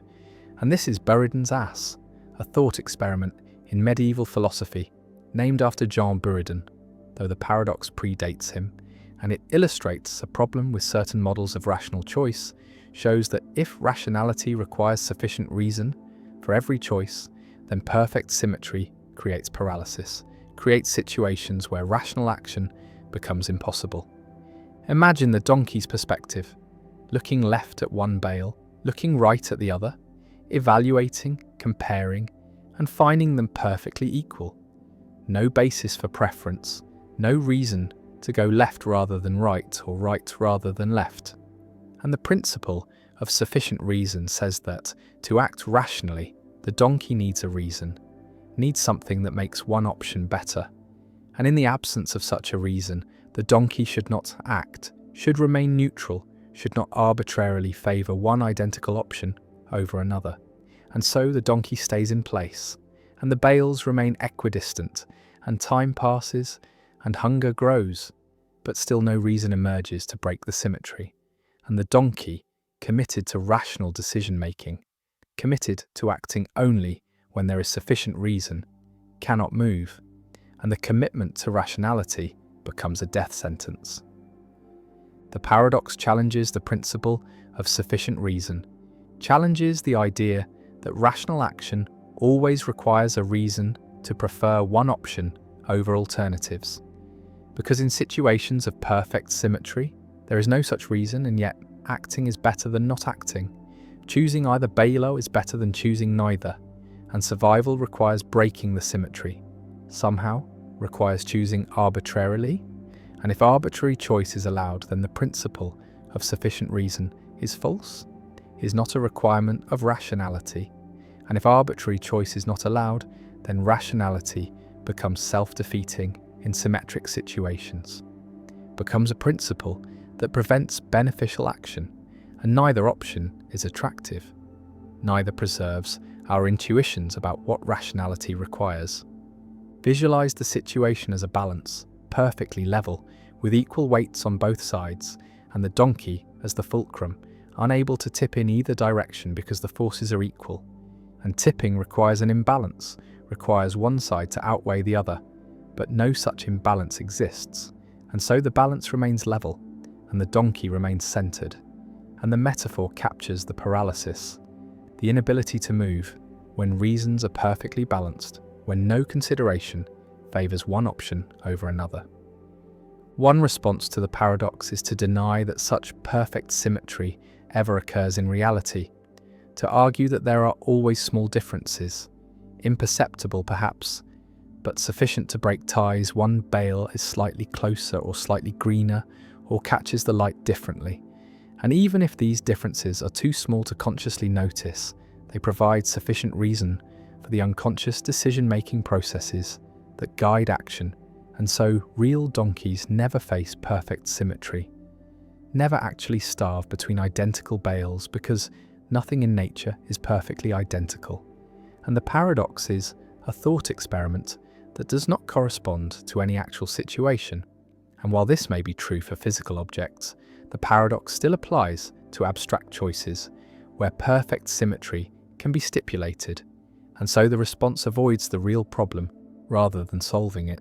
Another response is to modify the principle of sufficient reason to allow arbitrary choice in symmetric situations, to say that rationality requires reasons to prefer one option over another when such reasons exist, but when options are genuinely equal, then arbitrary choice is rational, is indeed the only rational response.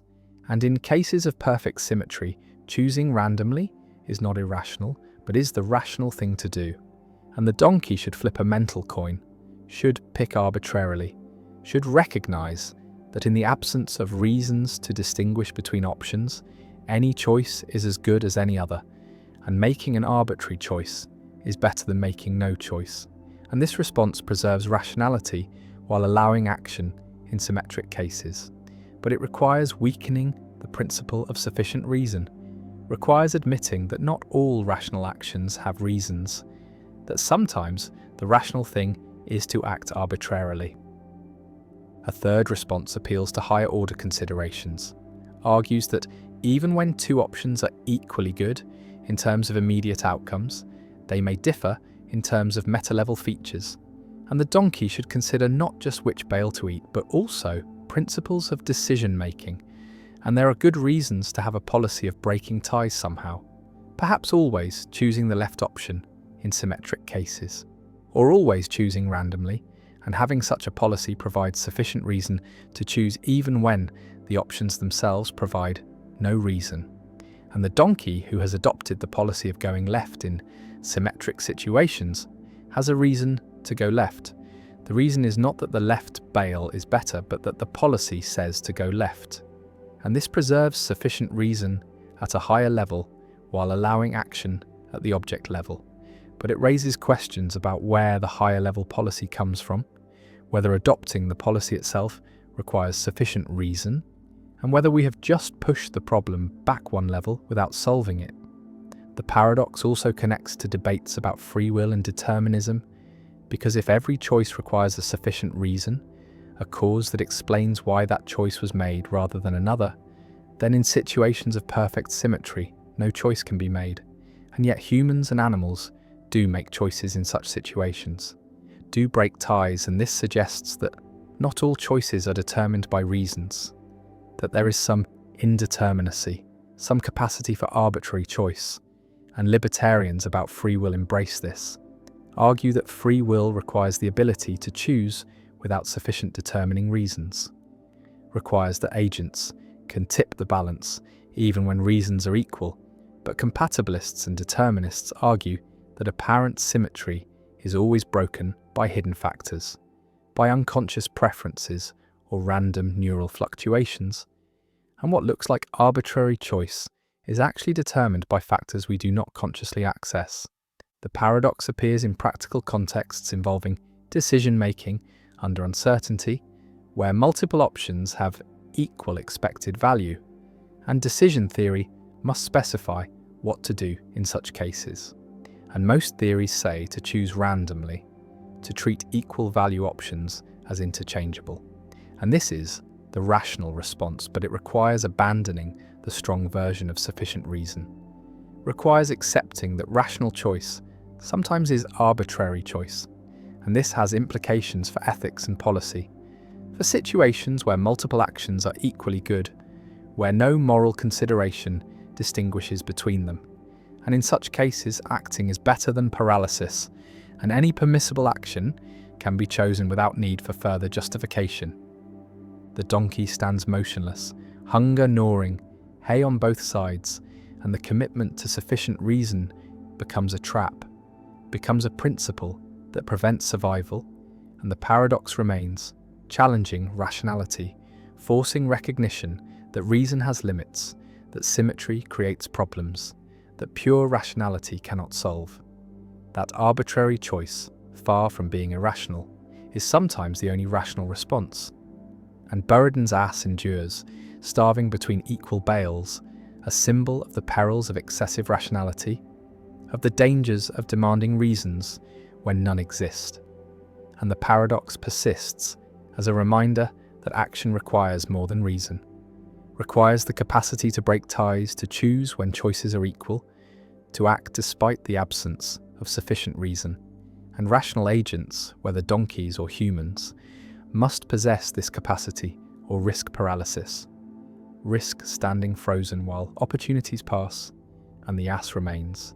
Hypothetical but instructive, teaching that rationality is not just about having good reasons, but also about knowing when reasons run out and arbitrary choice must begin. Zuboff's paradox, a thought experiment in personal identity, asks us to imagine a machine that can instantly create a perfect duplicate of a person, atom by atom, molecule by molecule, and the duplicate is placed in a different location, perhaps on Mars while the original remains on Earth, and both individuals emerge from the process with all the same memories, the same personality, the same sense of being the person who entered the machine. And now the question arises, which one is the real person? Which one continues the original stream of consciousness?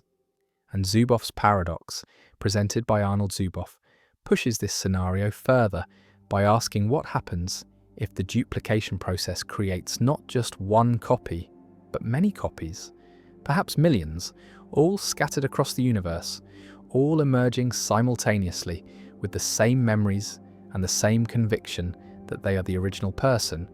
And the paradox is that if one copy preserves personal identity, then it seems that all copies should preserve it. But if all copies are the original person, then identity has become plural. One person has become many. and this seems to violate the transitivity and uniqueness of identity.